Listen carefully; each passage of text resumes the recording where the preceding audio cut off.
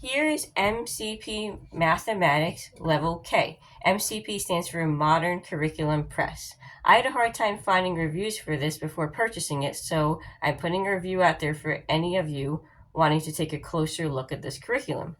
This is a gentle, simple, traditional black and white curriculum. If you're looking for something colorful, advanced, or something with heavy use of manipulatives, this is not for you. We will be using it for kindergarten because the math curriculum our family uses does not have a kindergarten level that is just math. So if you're using a curriculum like Christian Light Education or Rod and Staff that starts in first grade and assumes the child has had no formal schooling before then, this could be a good choice for K. It comes with a teacher's edition and a student workbook. First, we'll look at the teacher's edition.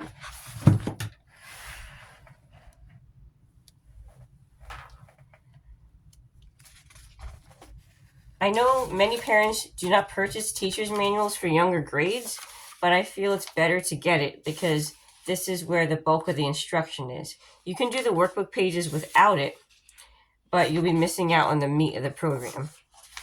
At the beginning, they have the scope and sequence for all grades, which is likely available online. And now we're going to take a look at the table of contents. You'll see there are 10 chapters, each containing 8 to 10 lessons, and there's a test at the end of each lesson. You can easily just treat the tests as additional workbook pages. There are also alternate tests at the end of the teacher manual. You will see it starts very simply with numbers to 20, and then about halfway through the curriculum, it covers place value, fractions, and measurement. Then finally, towards the end of the book, it introduces addition and subtraction. This is different from more advanced curricula that introduce addition and subtraction earlier, so this is a gentler approach. Children are not expected at this stage to memorize math facts and do drills.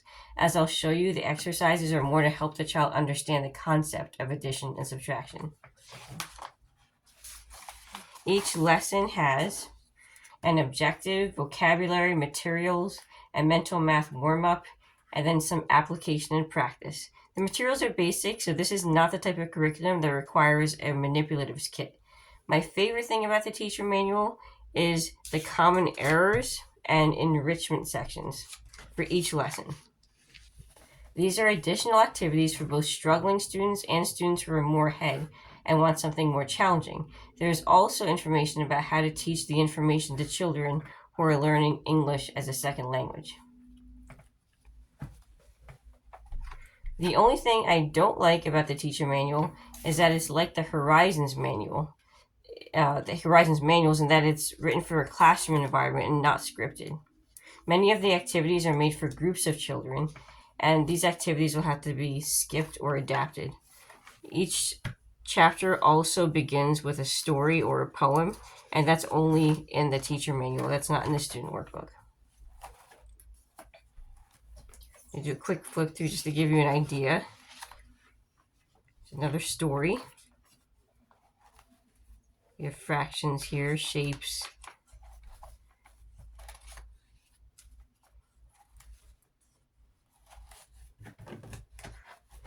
Next, we'll do the student workbook.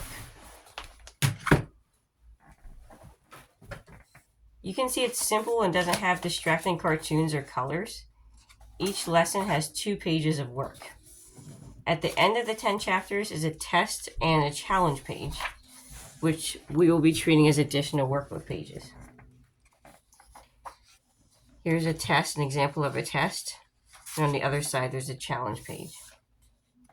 The pages are perforated for those who prefer to remove them, which is again great for children who tend to get distracted by having too much in front of them.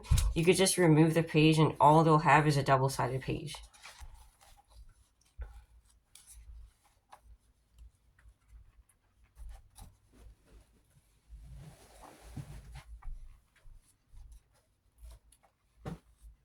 Ordinal numbers here. A little bit of calendar.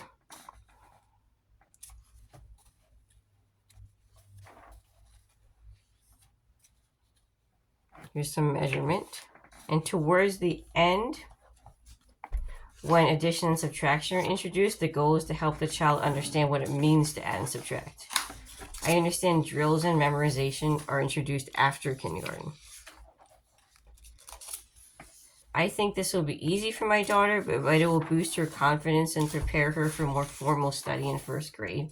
I don't plan to use this curriculum past kindergarten because our family uses another program, but I think it will bridge that gap between pre-K and first grade without it being too much. I hope this helps you make your decision. And here's where it ends.